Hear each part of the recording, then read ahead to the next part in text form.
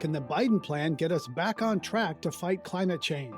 Climate One conversations feature all aspects of the climate emergency, the individual and the systemic, the exciting and the scary. I'm Greg Dalton. When President Obama took office in 2009, he pledged to take bold action on climate change. And while he did have some successes, there were also some missed opportunities. And the next administration did its best to roll back any progress that Obama and Biden made. Now, growing wildfires and severe storms prove the climate situation is dire and delay is costly. It's kind of like if we knew an asteroid was coming towards the planet and we were building cardboard shelters to protect us. And you were asking us, could we build stronger cardboard shelters? No. President-elect Joe Biden has his work cut out for him to get us back up to speed. He's announced an ambitious plan designed to achieve a 100% clean economy and net zero emissions by 2050, and is assembling a team of heavy hitters to get the job done. But he faces criticism from both sides. Republicans claim his plan is too expensive. Sunrise Movement and other progressives accuse him of not being ambitious enough. Amy Westervelt, host of the climate podcast Drilled, says it's time for everyone to get over it. People need to stop playing politics and do what needs to get done, whether it makes them popular or not, whether it means that they get reelected or not. We have a minimal amount of time. Every scientist is saying that. On today's show, we'll examine the Biden climate agenda, what he hopes to accomplish, and what he can get done with or without congressional support. Biden has a long history of reaching across the aisle, and there's no question that bridge building is a foundation of his political style. But in a Congress so deeply divided, is that skill set of any use? Joining me now are Scott Siegel, a partner at the Washington, D.C. law and lobbying firm Bracewell, which represents fossil fuel and other energy companies. Christy Goldfuss, Senior Vice President for Energy and Environment Policy at the Center for American Progress and a former official in the Obama White House. Siegel thinks when it comes to bipartisanship over climate, there's reason for hope. It's funny. I'm regarded as a little bit Pollyanna for people who have industrial clients, but the truth of the matter is, I think there are lots of opportunities to work together in a bipartisan fashion, and certainly across the divide between industry, environmental organizations, public interest groups, and the like. And so, just to give you some examples, Joe Biden is a technological optimist. He has a lot of ideas about spurring on innovation, and that's something that the business community is very interested in. So his proposal to set up an advanced research projects administration that focuses on commercializing technology that can be of use in reducing climate change is important, very important, and certainly common ground. There are lots of things that have to do with, cleaning the power sector, cleaning up automobiles, et cetera, that are also areas of common ground where unlikely bedfellows would get together to advance a pro-climate agenda.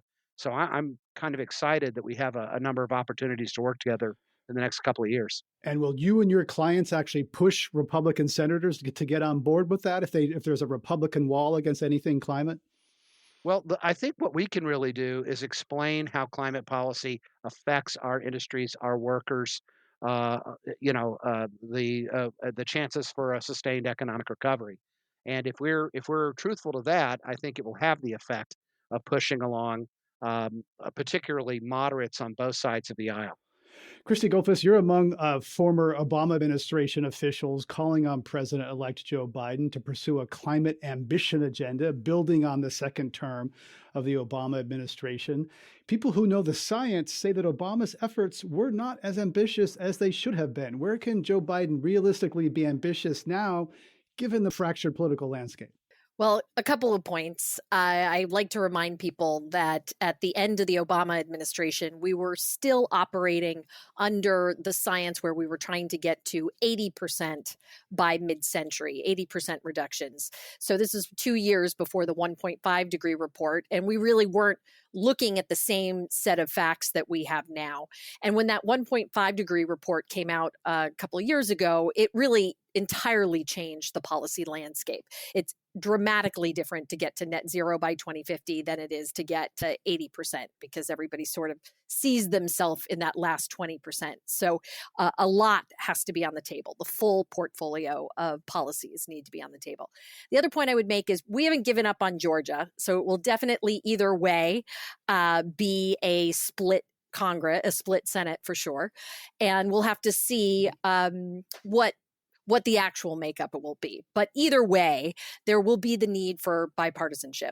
And there will be the need, as Scott just said, to really work across the aisle. And I also am optimistic. We even heard Mitch McConnell say something just the other day about working together on a large stimulus package with the new administration, knowing that the Build Back Better agenda will take investment, will take money. But when you look across the federal government as a whole, there are so many different opportunities and levers that the federal government has in each different agency. So just to name a few of the ones that fit with the president-elect's agenda already, you can look at the Treasury Department, which we didn't spend a lot of time focused on during the Obama administration. You can easily change the really how easy it is to invest in fossil fuels or in renewables. You can tip the scales one way or another with the existing tools at the Treasury Department. You can make money cheaper for one of those options or for the other. You can look at climate risk and really make that disclosure clear to the public what it's costing us.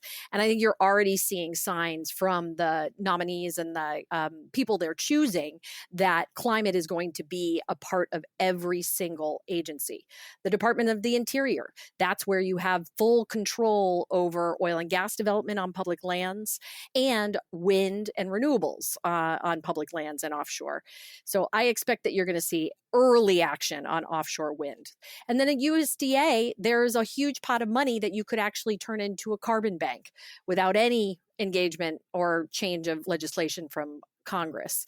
And that carbon bank could really be used to incentivize renewable energy on agricultural lands and specific practices that are climate smart on agricultural lands.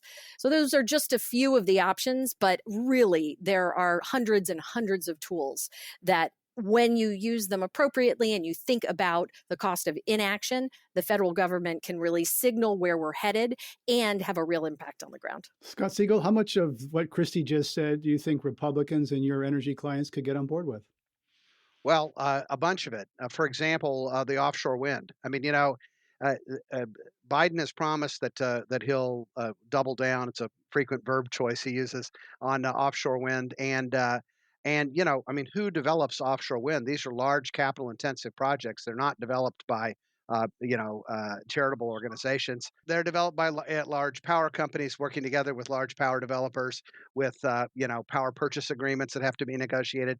And so the vision that Christy laid out is a vision that I think is one that requires a lot of participation by very large corporations. And in terms of bringing money to bear, the power of the government, a lot of times when you talk about the development of new technology, you frequently hear this expression of the valley of death. Somebody has a good idea, they raise a little bit of money, and then getting it between there and commercialization is a big problem.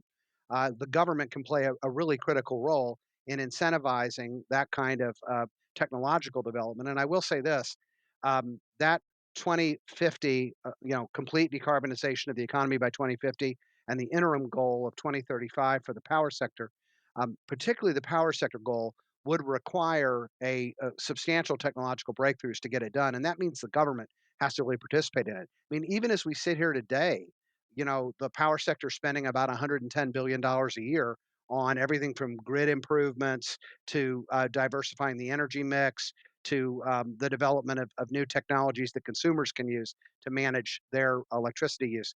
And that's resulted, and I'm sure as Christy knows, in substantial reductions in the amount of CO2 that's released per unit of electricity that's generated. So it's been a good story. And natural gas obviously plays a part of that story too. And one thing I want to stress here is a bit of the pragmatism of Joe Biden. It's interesting that when the Paris Accord was being signed in that airplane hangar, in Paris. Joe Biden was also in Europe, and he was meeting with folks in Eastern Europe, encouraging them to not rely on Russian natural gas, but to instead consider some of the new technology that we developed in the United States, a little thing we call hydraulic fracturing, and to consider potentially purchasing natural gas from American sources in the form of LNG. So there's a pragmatism there. I think Joe Biden's got a lot going on. He wants to shepherd economic recovery in the United States, and he wants to do that in ways that make a lot of sense, that build out green infrastructure. He's talked about that at some length. But he also has loyalties and relies upon organized labor who tell him that there are go and no go zones a little bit that have to be taken into account.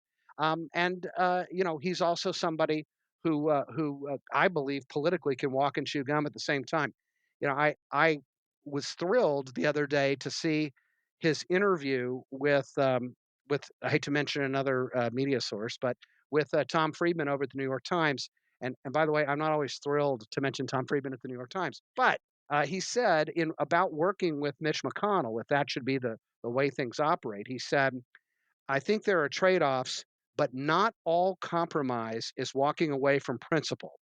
He knows me, I know him, and I don't ask him to embarrass himself in order to make a deal. That's when it's a pleasure to have 47 years of public service at your disposal, because you realize that there is a way forward even on what would otherwise appear to be very, very partisan issues. You can reach common ground. I think energy and environment are some of those issues which at first glance look very partisan, but then when you peel it back, you see, no, they're actually regional. They deal with issues of consumer choice. They deal with issues of price and supply, and they're a lot more complicated. And I think you need adult supervision, and I think we're going to get some of that with Biden personally. Republican Senator Lisa Murkowski and Democratic Senator Joe Manchin have proposed a comprehensive energy bill that includes nuclear power, renewables, carbon capture favored by fossil fuel interests. Senator Manchin said he's optimistic. What are the prospects for that getting done this year? Well, yeah, where's your optimism on this one, Scott? Okay, well, first of all, the bill that Greg laid out, unfortunately, is not the bill that is currently under discussion. I refer to it as the incredible shrinking energy bill. Lisa Murkowski has been an excellent chair of the Senate Energy and Natural Resources Committee, and this is in many ways a legacy issue for her, and she's pushing it very hard. She's had direct conversations with the chairman of the Energy and Commerce Committee in the House of Representatives, Frank Pallone, and they've talked about areas of common ground where they could advance it. In the last week or so, there's been quite a few of very late nights among staff trying to elide certain provisions and keep other provisions to see what can be done. Notably, the tax provisions, which are really so important in these early days for common ground, seem to be gone. Anything that is particularly prescriptive seems to be gone. I've been watching very, very carefully the compromise on hydrofluorocarbons, which are, as Christy I'm sure knows, are a very powerful global greenhouse gas and really need to be phased out in an orderly fashion, preferably a federal fashion, in order to ensure that next generations of U.S. appliances can be sold, overseas and here. So there's an industry case as well as an environmental case for reaching conclusion on that. And I think that is going to advance. Whether it advances in the context of an energy bill or in a broader omnibus spending bill is a good question. You mentioned carbon capture and sequestration. I'm very proud of, and that's part of this discussion too, in the so-called Use It bill. And don't make me tell you what the acronym stands for, but it's basically a CCS, or carbon capture and sequestration research bill. And I'll tell you, I'm proud of the Biden campaign for not being afraid to utter the phrase carbon capture and sequestration.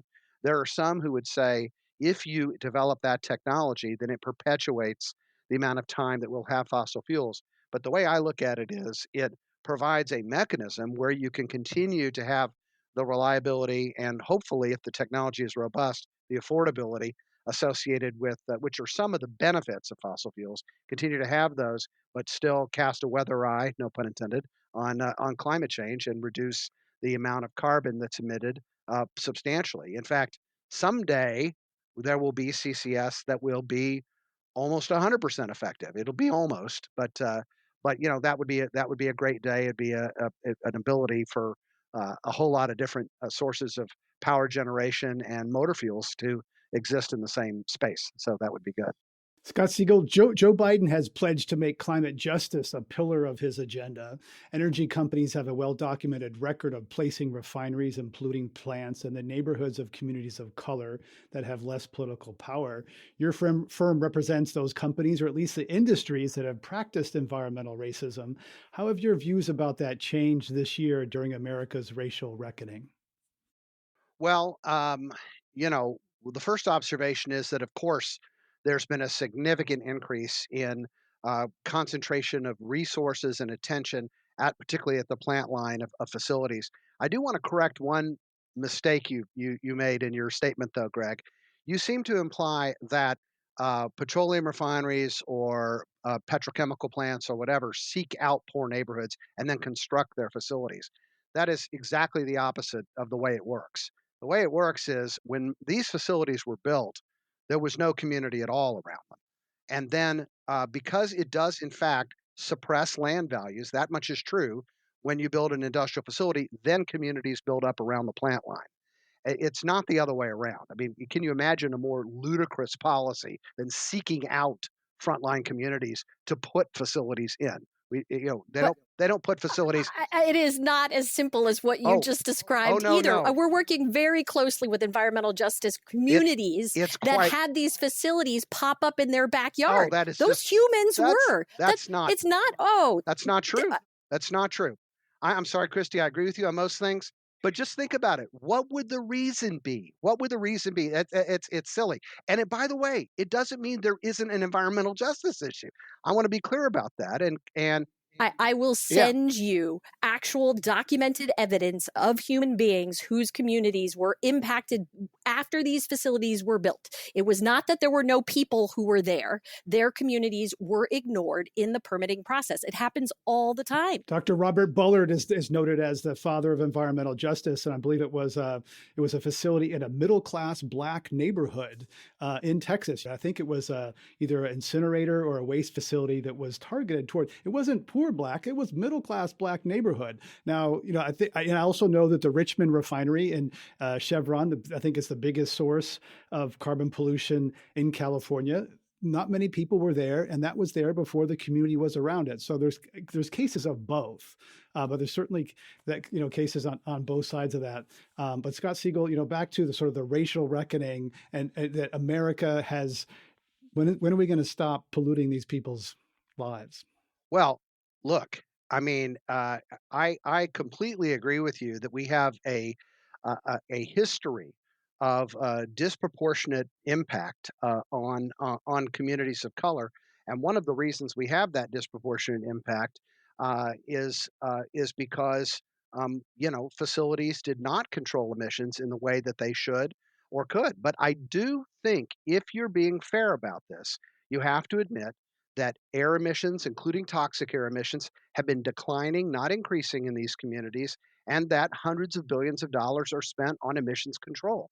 Now, you can say that's not a charitable expenditure. It's forced by government. That's partially true, but it's also forced by the sustainability and environmental goals that corporations set. So it's complex, but yes, more of that should happen. And I think in every day, in every way, companies are advancing goals, some of which are prompted by government and some of which are prompted by investment and some of which are prompted by simply good corporate governance. So we're seeing it. And the data, the Clean Air Trends Report, for example, out of EPA, which is generally regarded as coin of the realm in terms of air emissions at least, shows substantial reductions year after year upon year. So, I understand the point and it's an important one, but it's not like industry is taking no action to address it.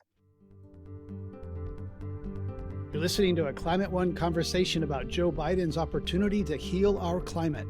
Coming up, A peek inside the cabinet, including one potential appointee that could make history.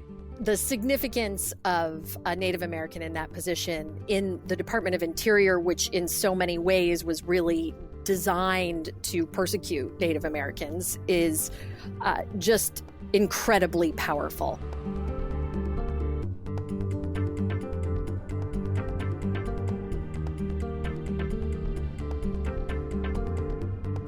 This is Climate One. I'm Greg Dalton, and we're talking about Biden's climate opportunities with Christy Goldfuss of the Center for American Progress and Scott Siegel, a lobbyist for fossil fuel and other energy companies at the Washington, D.C. firm Bracewell.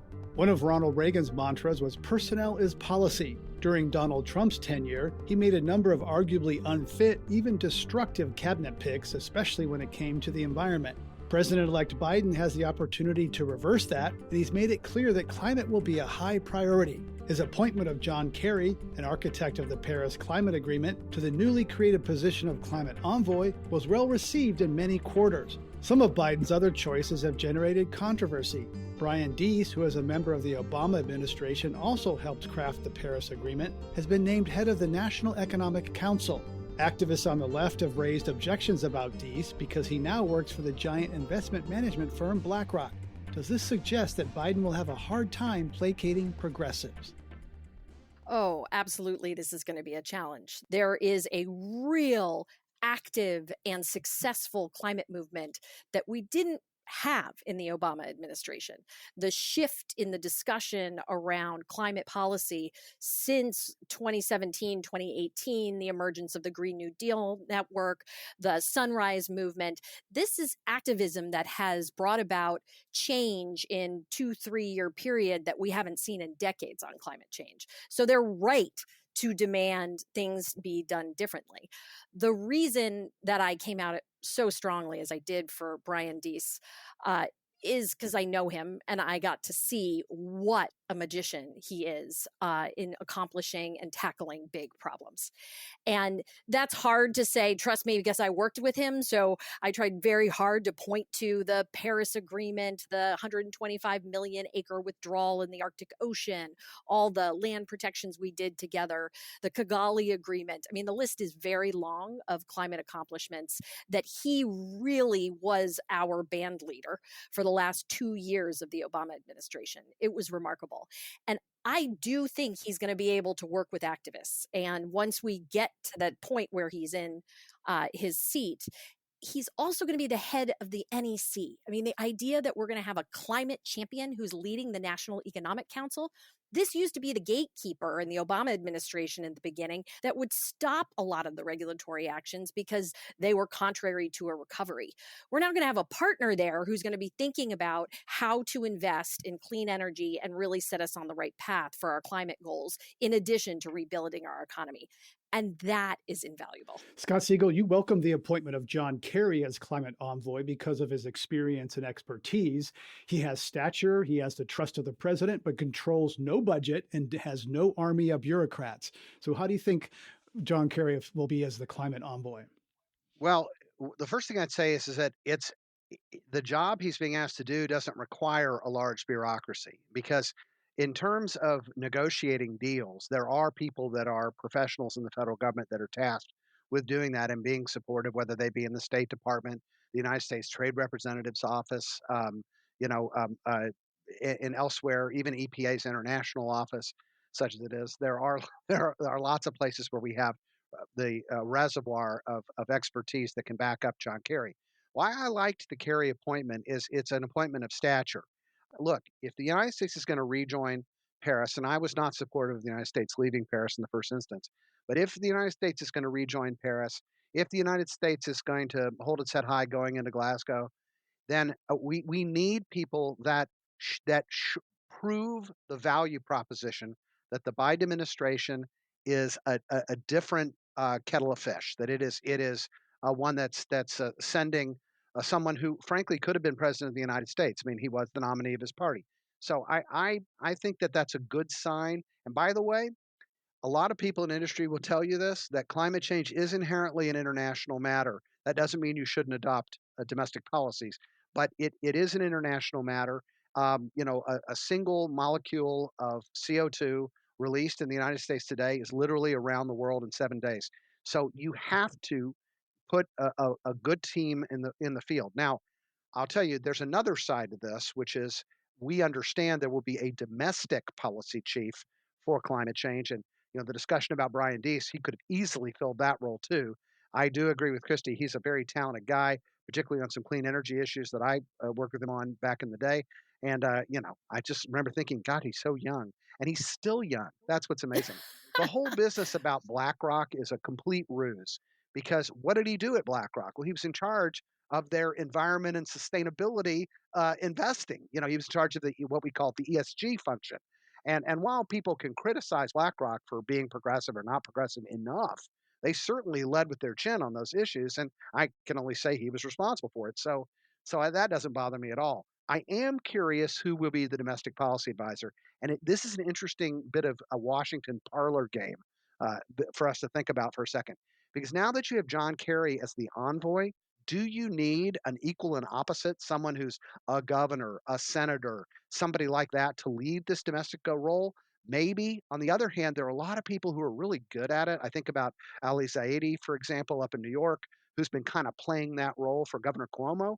Maybe he'd be a good choice. Yeah, you don't have to have a former senator to do the nitty gritty work of domestic side. Whereas on the foreign side, you do need someone that can be credible with heads of state. And that's why I think Kerry's an interesting choice.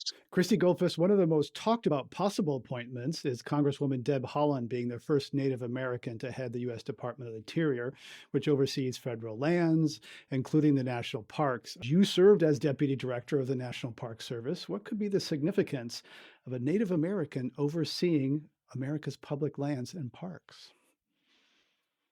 It gives me goosebumps every time I think about it. The significance of a Native American in that position in the Department of Interior, which in so many ways was really designed to persecute Native Americans, is just incredibly powerful.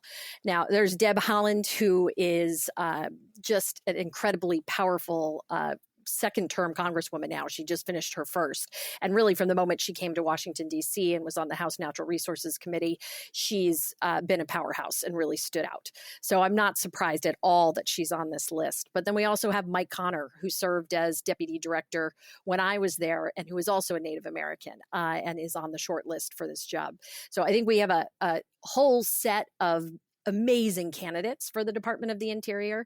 But given what President-elect Biden ran on and really his commitment to correcting wrongs of the past, putting a Native American in that seat would actually just be historic. And now that we have two really such strong names that can be considered, I think it's hard to imagine that it wouldn't be one of them, as it has been floated in the press. But there are certainly Tom Udall, whose whole family has been dedicated to the Department of Interior and really building that amazing legacy, would do a phenomenal job at that job as well. So, but it has turned out to be one of the most contentious and sought after positions in the whole cabinet right now, and really has played out more in public than I am sure the transition would like. Yeah. Yeah, Greg, I can't say that I know Deb Haaland. I've certainly observed her from a distance, and she's impressive. I would though, whether we're talking about Deb Haaland or talking about Udall, and even some people have mentioned Martin Heinrich, also another New Mexico senator. New Mexico, it's all New Mexico, all New Mexico, all the time. And one thing I would observe though that's kind of interesting to me, 37% of the state of New Mexico is public land. I mean, it's federal land, an incredible percentage. And a lot of that federal land, not a lot by area, but on that federal land, there is a significant amount of oil and gas development, mostly natural gas development that has been important, and on Indian land as well.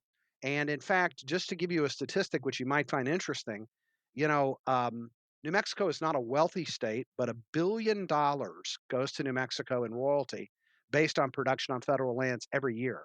So it's a mixed bag. Now, I know Deb Haaland is thinking bigger thoughts about not only her place in history, but also how the Interior Department could be structured in a way that particularly would address past wrongs. But one of the early statements that's made about what to do on federal lands is basically what not to do, where the Biden folks have said, well, let's push the pause button, for example, on new leases on federal land. One thing is there's two sides to every coin. I was interested to hear Governor Lujan Grisham, who's played a major role in the Biden campaign, say, geez, if you're going to try and stop all production on federal land, and that's not exactly what he said, but if you're going to start to do that, I think New Mexico is going to have to not be a part of that. And so there's tension there. Not every proposal goes 100% in one direction, so not every appointment does either. So that's there's some tension there to think about. Christy Goldfuss, last word in terms of hope and fear, looking at the climate possibilities in the next 4 years. I am really optimistic. We have come to such a dark place at the end of 2020. Our energy and environment policy really was part of this campaign. President-elect Biden ran on climate in a way that no other president ever has, no other mainstream president. He put out this really ambitious policy. And as we've been discussing, he has such a deep and rich knowledge of the Senate. And there does seem to be an inkling, even from Republicans right now, that people want to start doing their jobs again. And there's not one right way to solve climate change. We've waited so long that there are many, many, many different policies that we need to move on, and we need to move on right away. So I am very optimistic that 2021 is going to be such a promising and brightening year for climate policy and really for all of us and all the struggles we've gone through. We've been talking about Joe Biden's opportunities and challenges in moving the country away from fossil fuels with Scott Siegel, an energy lobbyist with the firm Bracewell, and Christy Goldfuss, Senior Vice President of Energy and Environment Policy at the Center for American Progress. I'm joined now by Amy Westervelt, the host of Drilled, a true crime podcast about climate change, and Jared Blumenfeld, California Secretary for Environmental Protection. The last 4 years have left our country even more divided along party lines, despite overwhelming scientific evidence that climate change is happening. Still, Jared Blumenfeld thinks there could be hope for bipartisan effort. Already, Biden's trying to reach out. I think he's a natural bridge builder. I mean, to a fault in the Senate, and I think there was critique for some of the folks he reached across the aisle to, and yet you're not seeing a lot of hand coming back across the aisle towards him.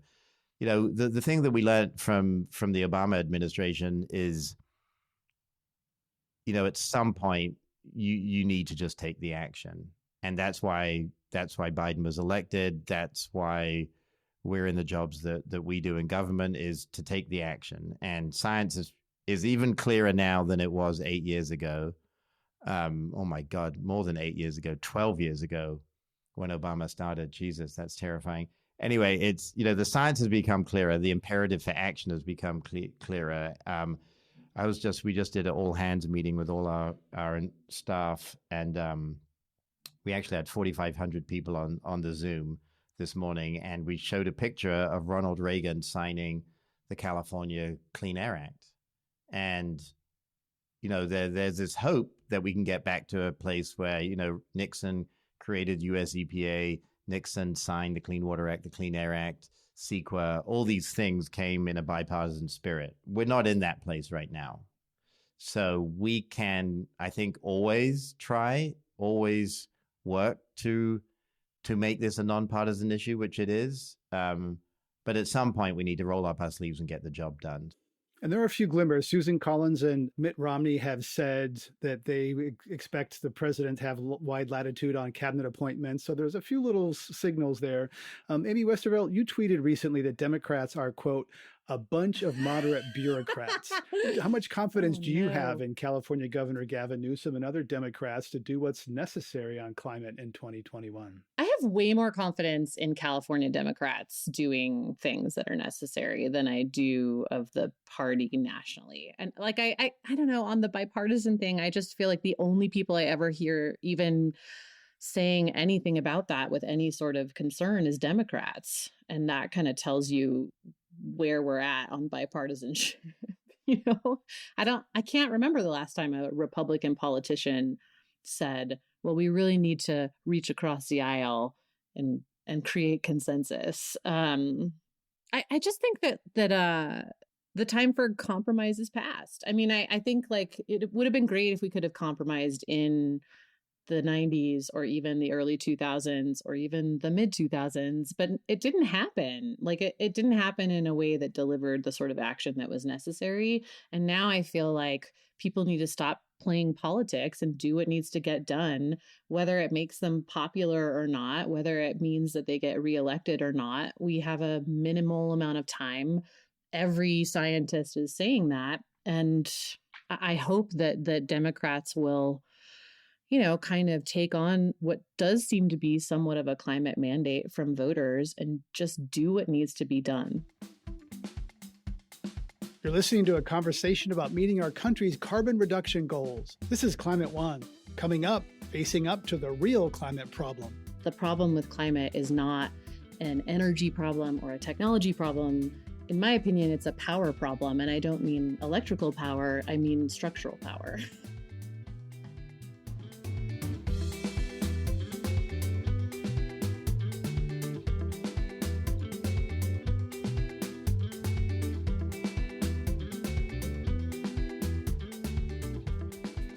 This is Climate One. I'm Greg Dalton. We're talking about Joe Biden's opportunities for addressing the climate crisis. My guests are Jared Blumenfeld, California's Secretary for Environmental Protection, and Amy Westervelt, host of the energy podcast Drilled.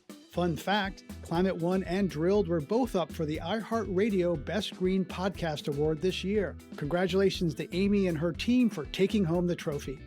Much of America's energy lies in the West, and a lot of the leading climate policies originated in California, Washington, and Oregon. So let's dig in a bit on what's happening in that part of the country. Transportation is the biggest source of greenhouse gas emissions now. California's strict fuel efficiency standards are central to the state's climate action plan.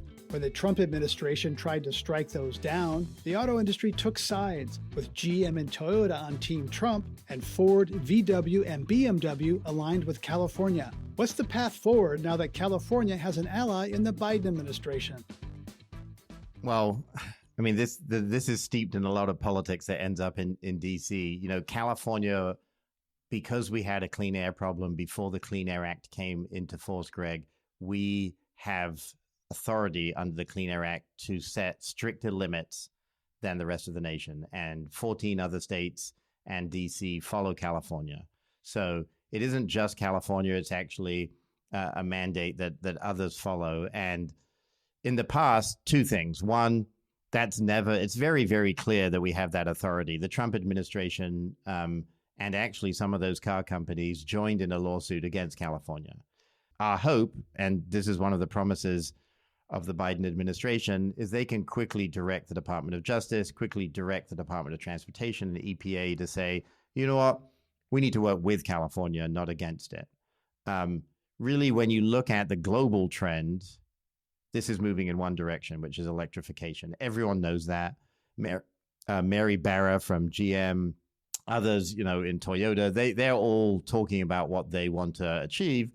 What the real issue is they're making a lot of money right now on 4x4s, pickup trucks, and they want to continue doing that without any penalty. They don't want to have to take action here, the same action that they are taking towards zero-emission vehicles in China, in the European Union, nearly in every other market. So our thinking really is that at some point we need to do two things. We need to sort out where we go between now and 2026. That was the key date when President Obama was in office and we were coming out of the economic recession.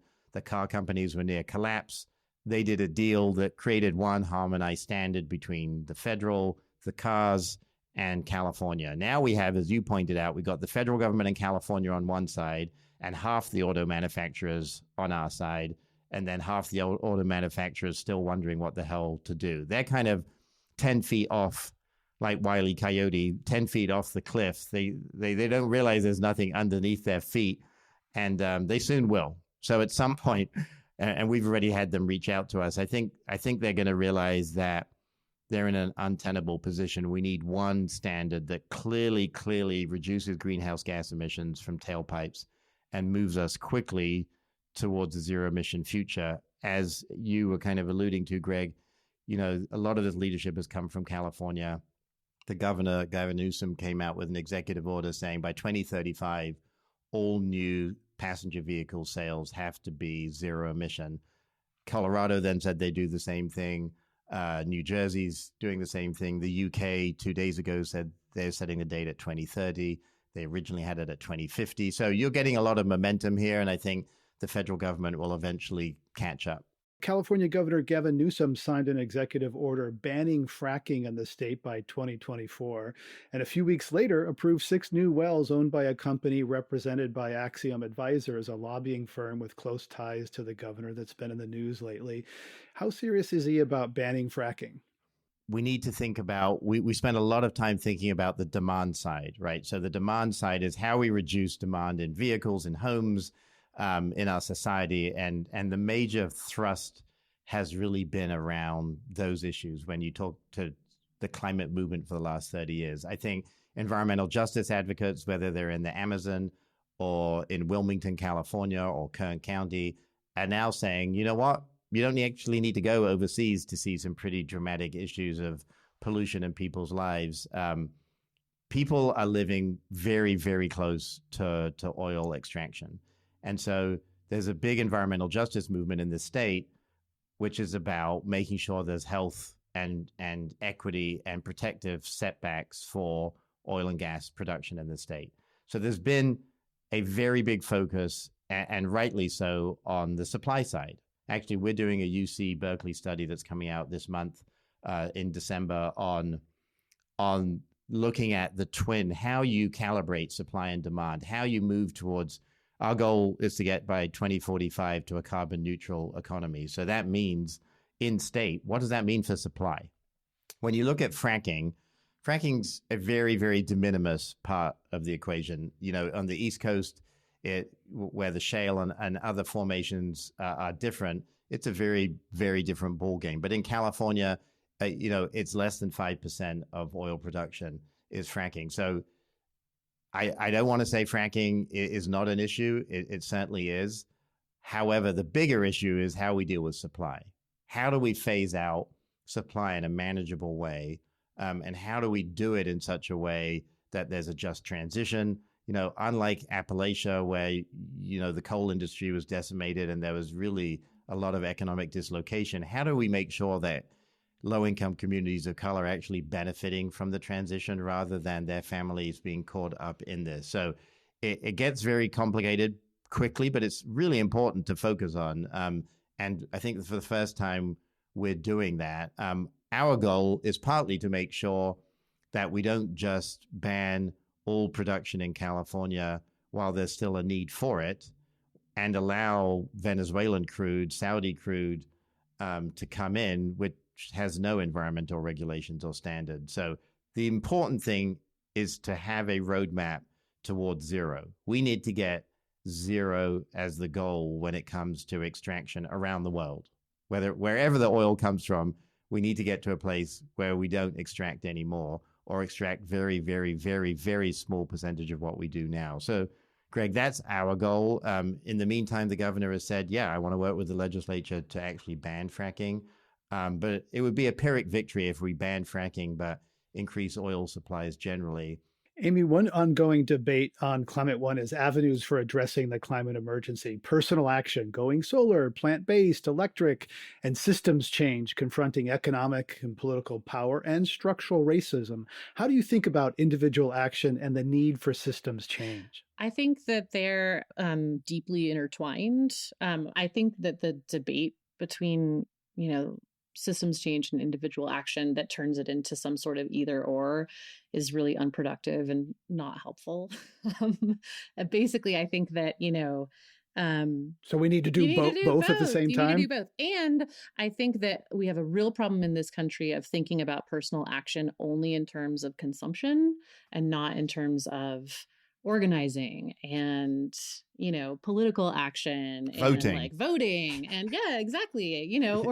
Or like, looking at, as an individual, how can I spur more change in my community? Things like that versus, do I buy this cup or that cup? Like the this cup or that cup thing, fine, sure, do that too.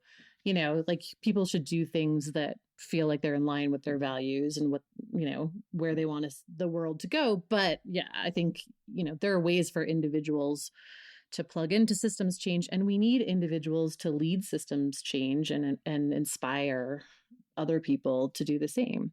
Jared, you're a systems thinker and have interviewed systems thinkers on your podcast. How do you think about connecting individual action at the same time changing systems? I mean, to Amy's, when I was chiming in, the issue of voting, doesn't seem like it's kind of caught up to the environmental movement as much. It'll be interesting to see the stats that come out of this most recent election. But I did this interview with this guy, Nathaniel Stinnett from the Environmental Voter Project, and he was saying that, in 2016, 50% of environmentalists, namely people for whom climate change is the number one issue, 50% of people voted. For the population as a whole, it was 60%. So we vote 10% below, and that's local elections, statewide elections. So first of all, vote.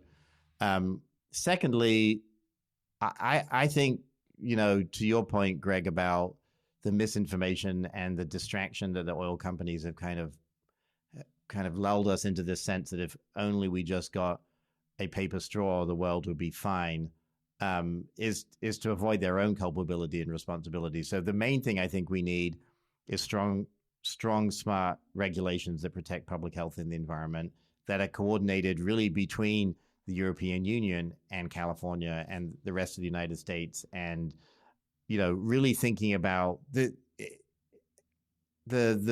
scientific premise. I think we still, as an environmental movement and as Democrats, don't believe enough, which is what Amy started with, which is our lives really do depend on this. The science is extremely clear, right? And we see, talking of systems, we see natural systems collapsing. We see the pandemic. We've got 4 million acres of California that burned this year. Our systems are failing, and our response has to be bold. It has to move away from incrementalism, because if it doesn't, we're not responding to the threat at hand, right? It's kind of like if we knew an asteroid was coming towards the planet and we were building cardboard shelters to protect us. At some point, it's well, and you were asking us, could we build stronger cardboard shelters? No, we actually need to build a real defense system, and that defense system is going to be expensive. It's going to take a lot of people. It's going to take a concerted effort, and we're already, Amy said, it would be great if we'd had consensus in the 90s. We kind of had scientific consensus. We just haven't had political consensus. So people don't want to do everything themselves. They want, I think about the Americans with Disabilities Act. We don't talk about buildings being disabled friendly, right? We just talk about buildings. The same has to be true of everything. We just need to bake in climate change to every single thing that we do, so it doesn't become this thing, but just every building is electrified. Every car is electric. Every aspect of our life is decarbonized. So we don't need to do it. Someone else has, and that someone is government. It seems like that's a moment, of right now, because when Obama came in, it was healthcare first.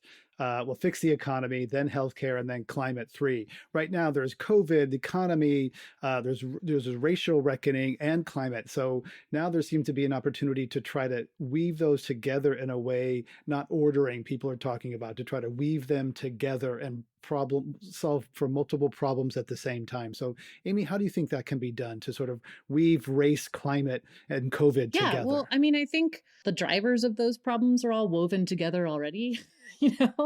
So it's not to me, it's sort of of course you would approach all those things at once, because how can you solve for climate if you don't solve for income inequality and you don't solve for racial inequality? There is no in my mind, there is no real solution that is simply swapping one energy source for another, because the problem with climate is not an energy problem or a technology problem.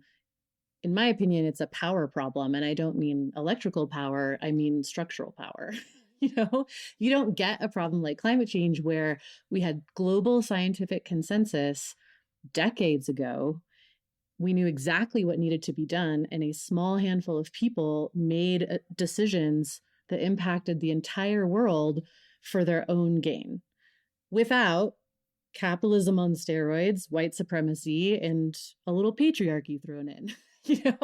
Like we have a system that gives a lot of power to very few people, and that, like, solving for that is the solve for climate, race, COVID, and the economy all at once.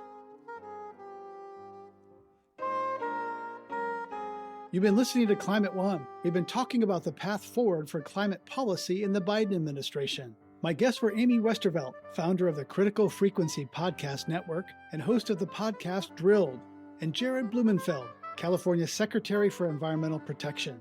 Earlier, we spoke with Christy Goldfuss, who heads up energy and environment policy at the Center for American Progress, and Scott Siegel, who represents energy companies at the Washington, D.C. lobbying firm Bracewell. To hear more Climate One conversations, subscribe to our podcast on Apple Podcasts, Spotify, or wherever you get your pods. Please help us get more people talking about climate by giving us a rating or telling a friend. It really does help advance the climate conversation. Kelly Pennington directs our audience engagement. Tyler Reed is our producer. Sarah Catherine Coxon is the strategy and content manager. Steve Fox is director of advancement. Annie Chelsea edited the program. Our audio team is Mark Kirshner, Arnav Gupta, and Andrew Stelzer. Dr. Gloria Duffy is CEO of the Commonwealth Club of California, where our program originates. I'm Greg Dalton.